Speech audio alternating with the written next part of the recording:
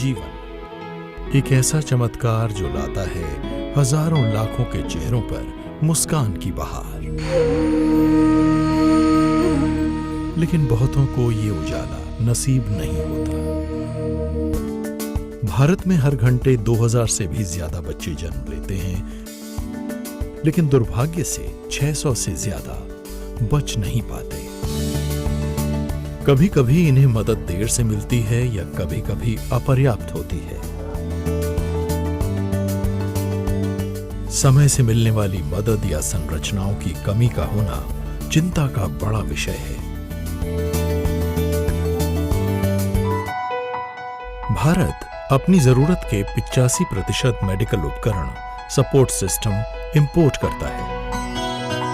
फिर भी देश में हर साल करीब 6 लाख नवजातों की मृत्यु हो जाती है।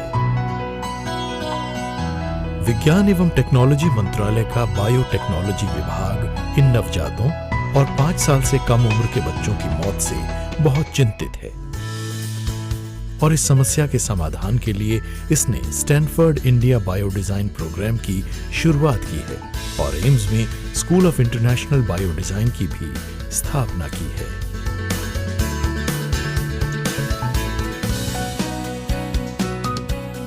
School of international bio design biotechnology विभाग का एक खास प्रोग्राम है जिसका मकसद अनोखे और कम खर्चीले मेडिकल उपकरण विकसित करना है ताकि भारत की लगातार बढ़ती क्लिनिकल आवश्यकताओं को पूरा किया जा सके और देश में नई मेडिकल टेक्नोलॉजी लाने वाले लोगों की नई पीढ़ी को ट्रेनिंग दी जा सके। प्रोग्राम का मिशन और विजन है बायोटेक्नोलॉजी शोध में नई ऊंचाइयों तक पहुंचना, बायोटेक्नोलॉजी को भविष्य के एक खास और सटीक टूल के रूप में आकार देना ताकि न सिर्फ नागरिकों का कल्याण हो बल्कि साथ ही सामाजिक न्याय और गरीबों की भी भलाई हो। This program brings together an opportunity wherein the physicians can think of their old ideas which are in their head and also think of solutions for burning problems that are there within the medical ecosystem.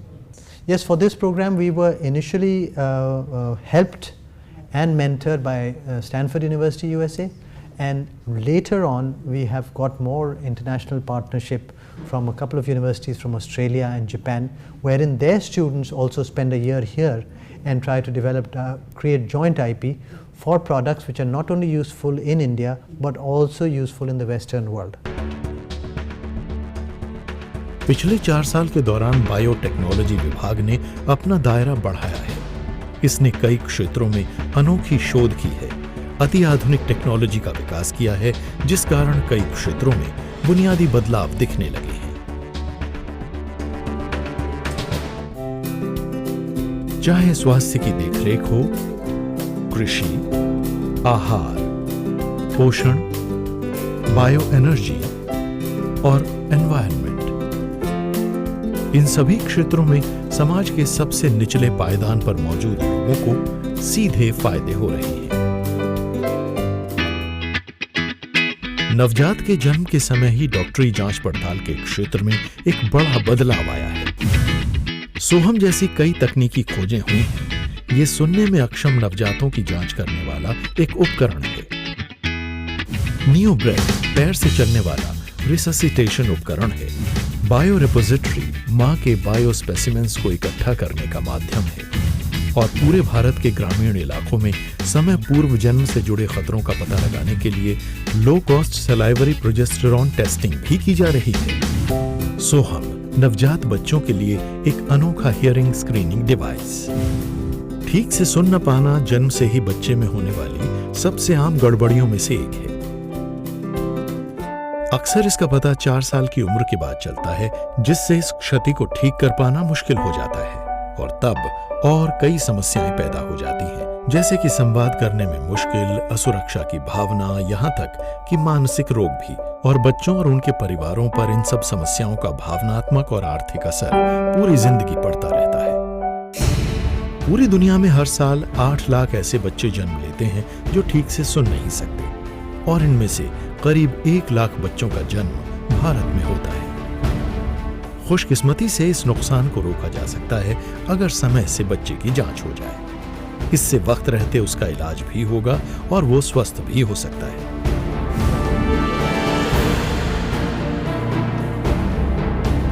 सोहम एक ऐसा उपकरण है जो श्रवण शक्ति से जुड़ी गड़बड़ी का शुरुआत में ही पता लगा सकता है। सोहम ये ऐसे नवजात बच्चों की जांच करने वाला उपकरण है जो ठीक से सुन नहीं पाते। ये ऐसे बच्चों की इस कमजोरी का पता लगाने वाला एक महत्वपूर्ण उपकरण है जिससे शुरू में ही इस कमी का पता चल जाता है और फिर इस रोग का बेहतरीन ढंग से इलाज कर सकते हैं। We have found the need of newborn hearing screening during my fellowship at Stanford India Biodesign program, and that is where I met one parents who came with their kid for a problem that he was not able to speak, and when the doctor diagnosed the kid, they got to know that the child is not able to hear and that's why he is not able to speak. This could have been prevented had the baby been tested for hearing loss at the time of birth. इस उपकरण का विकास Stanford India बायोडिजाइन में सोहम innovation labs India नाम के एक startup ने किया है और ये कम लागत वाला एक अनोखा उपकरण है।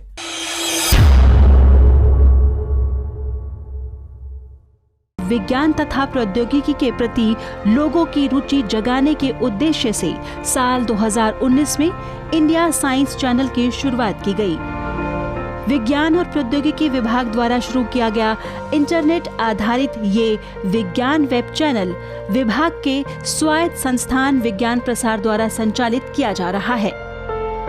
इस चैनल पर विज्ञान पर आधारित डॉक्यूमेंट्रीज, ताज़ा विषयों पर स्टूडियो चर्चा, साक्षात्कार और हर आयु वर्ग को आकर्षित करने वाली विज्ञान लघु फिल्में और साप्ताहिक कार्यक्रम प्रसारित किए जा रहे हैं। सोशल मीडिया और इंटरनेट की पहुंच आज हर जगह हर व्यक्ति तक है। ऐसे में देश में वैज्ञानिक चेतना के प्रसार के लिए ये माध्यम सबसे उपयुक्त कहा जा सकता है।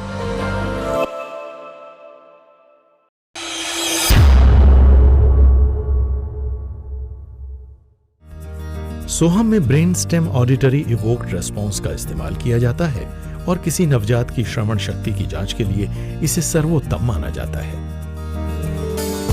इससे पहले वाली टेक्नोलॉजी बहुत महंगी थी और बहुत से लोगों की उस तक पहुंच भी नहीं थी, लेकिन कम लागत वाला सोहम इस टेक्नोलॉजी को आम लोगों के लिए सुलभ बना रहा है और इसके जरिए भारत में हर साल पैदा होने वाले लगभग 2 करोड़ 60 लाख बच्चों को लाभ मिल रहा है। इस जांच उपकरण के जरिए नवजात बच्चों की नियमित जांच पड़ताल आसान हो जाती है।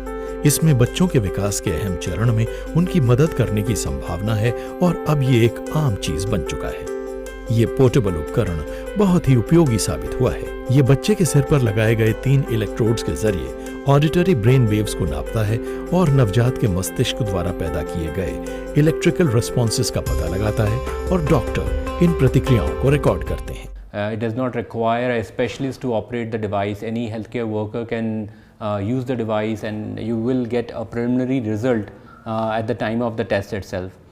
Also, this device is telemedicine enabled so that a test result can be sent to a remote specialist for re-verification, and which really brings out the sensitivity, specificity and makes it foolproof while using in the field. Battery से चलने वाला ये उपकरण non invasive है, यानी बच्चों को बेहोश करने की जरूरत नहीं पड़ती, जबकि पहले टेस्टिंग की जो प्रक्रिया थी वो काफी जोखिम भरी थी। कभी कभी ग्रामीण परिवेश वाले स्वास्थ्य केंद्रों में काफी शोर शराबा होता है, लेकिन टेस्टिंग की दूसरी प्रणालियों के मुकाबले सोहम की उपयोगिता इसके इनबिल्ट एल्गोरिदम में है, जो आसपास के शोर को टेस्ट सिग्नल से अलग कर देता है। इस उपकरण को पहले ही कई क्लिनिकल सेंटर्स में लगाया जा चुका है। यह परियोजना काफी महत्वाकांक्षी है। इसका लक्ष्य है कि भारत में पैदा होने वाले हर बच्चे की जांच में मदद की जा सके। फिलहाल अस्पतालों में पैदा होने वाले 5% बच्चों की जांच की जा रही है और इस प्रतिशत को बढ़ाया जा रहा है। सोहम कम खर्चीला और इस्तेमाल में आसान है और जन्म के समय से ही मौजूद होने वाली सुनने से जुड़ी आम गड़बड़ी का पता लगाने में यह भारत में एक क्रांति ला सकता है।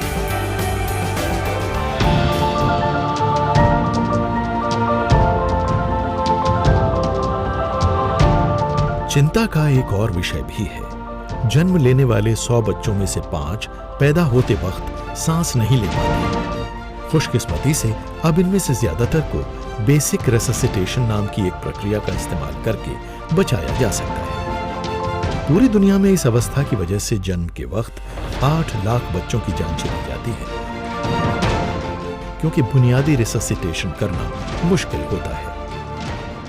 नियोब्रेथ नियोनेटल रिससिटेशन डिवाइस एक अनोखा उपकरण है जिसे भारत में विकसित किया गया है। इसका लक्ष्य ही इन कमियों और चिंताओं को दूर करना है।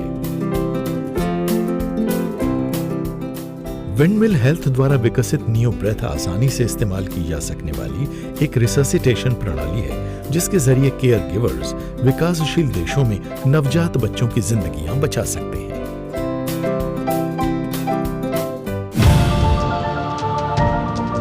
नियोब्रेथ दुनिया का पहला पैर से चलने वाला न्यूबॉर्न रिससिटेशन सिस्टम है। यह ऐसा पहला सिस्टम भी है जिसमें इसी उपकरण में एक इंटीग्रेटेड सक्शन फंक्शनैलिटी भी मौजूद है।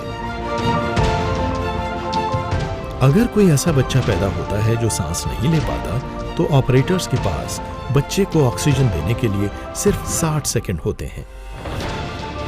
इस सुनहरे मिनट के दौरान कई पेचीदा काम करने होते हैं, जैसे कि कृत्रिम सांस देना और नवजात की कार्डियक मसाज। कृत्रिम सांस देने के लिए बैग मास्क का इस्तेमाल करने के दौरान अक्सर ऑपरेटर को अपने दोनों हाथ इस्तेमाल करने पड़ते हैं और कार्डियक मसाज के लिए एक और व्यक्ति की जरूरत पड़ती है। नियोब्रेथ क्योंकि पैर से चलाया जाता है, इसलिए ऑपरेटर का एक हाथ खाली हो जाता है और इस तरह एक व्यक्ति ही पूरी सीपीआर कर सकता है। इससे जिंदगी बचाने वाली सांस देना भी काफी आसान हो जाता है, क्योंकि मास्क को 2 के बजाय एक ही हाथ से पकड़ा जा सकता है। इससे फेस मास्क की लीकेज भी आधी हो जाती है। इसका मतलब है कि पूरे देश में ज्यादा बच्चों की जानें बचाई जा सकती हैं। नियोब्रेथ में कई एडवांस फीचर्स हैं, जो पहले सिर्फ महंगे उपकरणों में ही होते थे, जैसे कि enhanced pressure safety, real time pressure monitoring, छोटे बच्चों के लिए पीप और दी जाने वाली ऑक्सीजन की मात्रा पर नियंत्रण। विंडमिल हेल्थ की स्थापना जीवन बचाने वाले इस अनोखे उपकरण को व्यावसायिक स्तर पर लाने के लिए की गई थी। एम्स और बायोटेक्नोलॉजी विभाग के लगातार समर्थन से दुनिया में पहली बार हुई इस खोज को अमल में लाने में काफी मदद मिली है। इससे बुनियादी बदलाव आए हैं और रोजाना बच्चों की जान बचाई जा रही है। ये उपकरण पूरी दुनिया के मानकों पर खरा उतरा है। इनमें सभी यूरोपीय मानक शामिल हैं और ये उपकरण मुश्किल में फंसे बच्चों के रिससिटेशन को सुधारने और इसे आसान बनाने में कामयाब रहा है। कई राज्यों के प्राइवेट और पब्लिक मेडिकल सेक्टर से इसे काफी अच्छी प्रतिक्रिया मिली है। काफ़ी सारी गवर्नमेंट्स के साथ अभी हमारी नेगोशिएशन चल रही है। हम पर्टिकुलरली गवर्नमेंट्स का नाम नहीं ले सकते जब तक कोई चीज़ फाइनल ना हो जाए, लेकिन हाँ, several states across India have shown their interest and several of the leading institutions are using the device. For example, there's SDN Hospital, which is run by the East Delhi Municipal Corporation. They are using it for the last 2 years, and ICH in Chennai and several large government hospitals are using. Bharat में 36 लाख बच्चे हर साल pre term birth यानी PTB यानी समय पूर्व जन्म की समस्या से प्रभावित रहते हैं और इनमें से कई बच्चे दम तोड़ देते हैं या अक्षमता का शिकार होते हैं।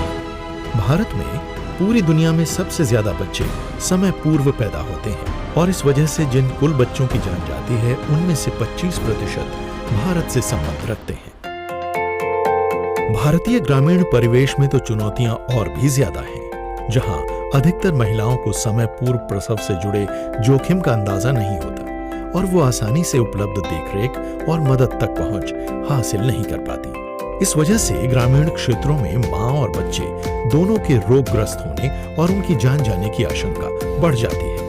समय पूर्व जन्म के बारे में गहन बुनियादी जानकारी हासिल करने और वहनीय तथा कार्यकुशल समाधान ढूंढने जोड़ने के लिए भारत सरकार के बायोटेक्नोलॉजी विभाग ने कई प्रोग्राम शुरू किए हैं। गर्भिणी, मां और बच्चे की सेहत को बेहतर बनाने और समय पूर्व प्रसव की पूर्व जानकारी देने वाले टूल्स को विकसित करने से जुड़ा एक मिशन है। इसके लिए translational health science and technology institute ने 2015 में एक बायो रिपोजिटरी की स्थापना की थी, जिसे बायोटेक्नोलॉजी विभाग से धन मिला था।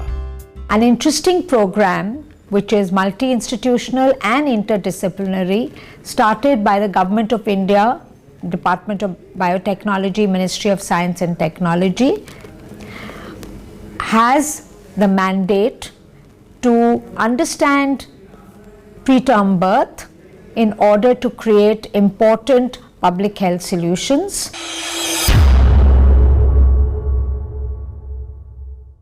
विज्ञान तथा प्रौद्योगिकी के प्रति लोगों की रुचि जगाने के उद्देश्य से साल 2019 में इंडिया साइंस चैनल की शुरुआत की गई। विज्ञान और प्रौद्योगिकी विभाग द्वारा शुरू किया गया इंटरनेट आधारित ये विज्ञान वेब चैनल विभाग के स्वायत्त संस्थान विज्ञान प्रसार द्वारा संचालित किया जा रहा है।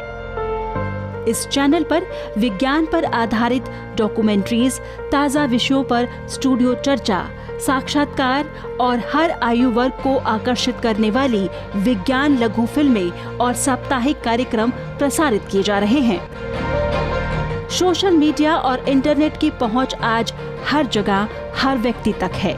ऐसे में देश में वैज्ञानिक चेतना के प्रसार के लिए ये माध्यम सबसे उपयुक्त कहा जा सकता है।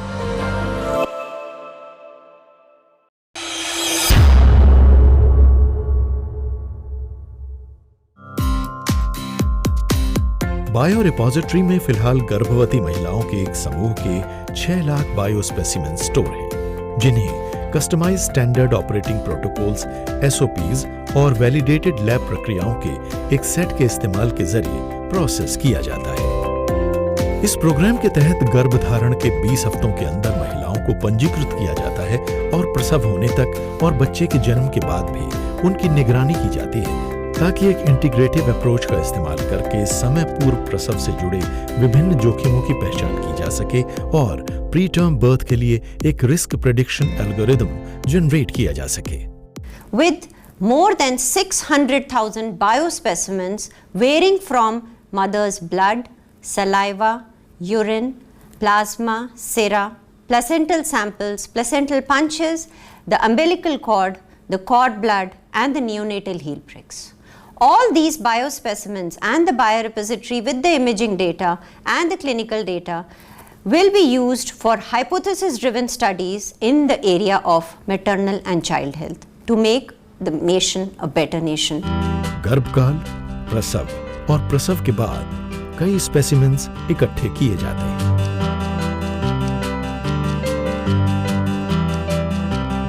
तेईस डीप फ्रीजर्स का तापमान -80 डिग्री सेल्सियस पर बरकरार रखा जाता है। इनकी इलेक्ट्रॉनिक रिमोट अलर्ट्स के जरिए real time remote temperature monitoring की जाती है।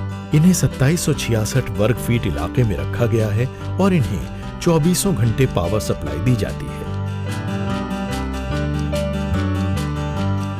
अभी तक 5716 गर्भवती महिलाओं का पंजीकरण हुआ है, जिनमें से 4265 प्रतिभागियों के नतीजों को दर्ज किया गया है। शुरुआती जांच पड़ताल में गर्भकाल के आखिरी ट्राइमेस्टर में पता चला कि समय पूर्व प्रसव 13.4% रहे, जन्म के समय 2% बच्चे मृत पाए गए और भ्रूण का विकास 38% तक सीमित रहा। ये बातें सार्वजनिक स्वास्थ्य पर काफी बड़ा असर डाल सकती हैं। शुरुआती विश्लेषण से पता चला है कि इंडोर वायु प्रदूषण की वजह से 9.5% बच्चे समय पूर्व पैदा हो जाते हैं और ऐसे 7.4% बच्चों का जन्म मां का वजन कम होने के कारण होता है। बायोरेपोजिटरी के उपकरण national accreditation board for testing and calibration laboratories द्वारा एक्रेडिटेड है। ये क्वालिटी काउंसिल ऑफ इंडिया का एक कॉन्स्टिट्यूएंट बोर्ड है। बायोरेपोजिटरी को ऑल चिल्ड्रन थ्राइविंग और THSTI प्रोग्राम के तहत बायोटेक्नोलॉजी विभाग BIRAC का समर्थन हासिल है।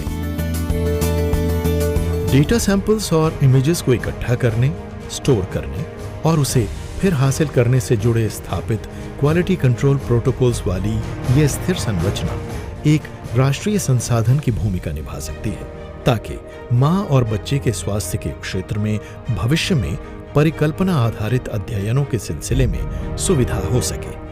ग्रुप डेटाबेस और बायोस्पेसिमेंस और इमेजेस के संग्रह समय पूर्व जन्म और जन्म से जुड़े अन्य परिणामों से संबंधित पेचीदा सवालों के जवाब पाने के लिए एक अंतर्राष्ट्रीय संसाधन की भूमिका निभा सकते हैं। THSTI में मौजूद बायो रिपोजिटरी भारत में मौजूद इकलौता ऐसा समूह है जो एक इंटरडिसिप्लिनरी अप्रोच का इस्तेमाल कर रहा है, जिसमें समय पूर्व प्रसव के अध्ययन के लिए clinical, epidemiological, statistical, genetic, proteomic और इमेजिंग साइंसेज से जुड़े तौर तरीके शामिल हैं। कम लागत वाली सलाइवरी प्रोजेस्टेरॉन टेस्टिंग भारत के ग्रामीण इलाकों में जिन महिलाओं के सामने समय पूर्व प्रसव का खतरा हो, उनकी पहचान के लिए Mahatma Gandhi institute of medical sciences ने एक प्रोजेक्ट शुरू किया, जिसका मकसद अनोखी, कम लागत वाली low cost salivary progesterone testing की वहनीयता और स्वीकार्यता को टेस्ट करना और उसे वैधता प्रदान करना है। The Mahatma Gandhi Institute of Medical Sciences focused on community-based research, especially the Department of Gynecology Obstetrics, Department of Pediatrics, Department of Community Medicine. They are undertaking the focus research related to maternal and child health. And for this purpose, we have developed our own model of decentralized healthcare delivery, and we have empowered the community. We have developed our own model of village health nutrition sanitation committee. London का King's College इसमें तकनीकी साझेदार है। इस project को biotechnology industry research assistance council (BIRAC) और Bill और Melinda Gates foundation से मदद हासिल हुई। ये नई खोज भारत के नियोनेटल एक्शन प्लान के मुताबिक ही है, जिसमें भारत ने दोबारा ये प्रतिबद्धता जताई है कि वो स्टिल बर्थ्स और नवजात बच्चों की मौत को रोकेगा और ऐसी रणनीतियों में निवेश करेगा जिनके कारण नवजात जिंदा भी रह पाएंगे और फल फूल भी सकेंगे। 2 साल का ये अध्ययन मध्य प्रदेश के पन्ना और सतना में किया गया, जहां समय पूर्व प्रसव की दर काफी ज्यादा है। हर पार्टिसिपेंट से सलाइवा का एक सैंपल लिया जाता है ताकि जेस्टेशन एट डिलीवरी और अन्य ऑब्स्टेट्रिक्स और नियोनेटल परिणामों के बारे में पहले से जाना जा सके। This study is completely blinded. The people who are doing hormonal study, they do not know which woman is delivering preterm. If supposing we find that this salivary test is good and the progesterone levels are low at 24 weeks, these are the women who are going to go for preterm birth. So these women can be managed right from that time to prevent preterm birth by the different techniques. So this is going to make a difference 100% if we get these results accurately. And we are very sure about this project because it's a double-blinded project. Nobody knows what's going on. So what data we are going to get will be 100%. इस study के तहत biological fluid की non invasive sampling की जाती है। ये काम आसान है। इसमें कम संसाधन वाले समुदायों में रहने वाली गर्भवती महिलाओं के किसी बड़े समूह से सलाइवा को वैलिडेट किया जा सकता है। टेस्टिंग के बाद जिन महिलाओं के सामने समय पूर्व प्रसव का खतरा होता है, उनकी देखरेख पर विशेष ध्यान दिया जाता है। उनकी मदद की जाती है ताकि समय पूर्व होने वाले प्रसव से जुड़े दुष्प्रभावों को घटाया जा सके। कम लागत वाली ये सलाइवरी प्रोजेस्टेरॉन टेस्टिंग ये तय करने में मदद करती है कि किस ग्रुप के लोगों को किस समय किस तरह की मदद दी जानी चाहिए, ताकि भ्रूण के विकास में आने वाली बाधाओं और समय पूर्व प्रसव की घटनाओं को कम किया जा सके। इसमें जन्म के पश्चात बच्चे का पूर्ण विकास और इम्पेयर्ड कॉग्निटिव डेवलपमेंट भी शामिल है। इससे ग्रामीण भारत में मां और बच्चे की हालत को सुधारने के सिलसिले में एक बढ़िया समाधान हासिल हुआ है। ऐसी अनेक खोजें इस बात का साफ प्रमाण हैं कि स्टार्टअप इंडिया और मेक इन इंडिया सिर्फ शब्द और सपने मात्र ही नहीं हैं, बल्कि ये वो उत्प्रेरक हैं जिनकी शुरुआत सरकार की परिकल्पना से हुई और इन्हें रफ्तार दी युवा भारतीयों ने। भारत में हुई नई नई खोजें जिंदगियां बचाने में मदद कर रही हैं। ये इस बात की जीती जागती मिसालें हैं कि प्रभावी और व्यावहारिक समाधान भारत के भविष्य को बदलने में मदद कर रहे हैं।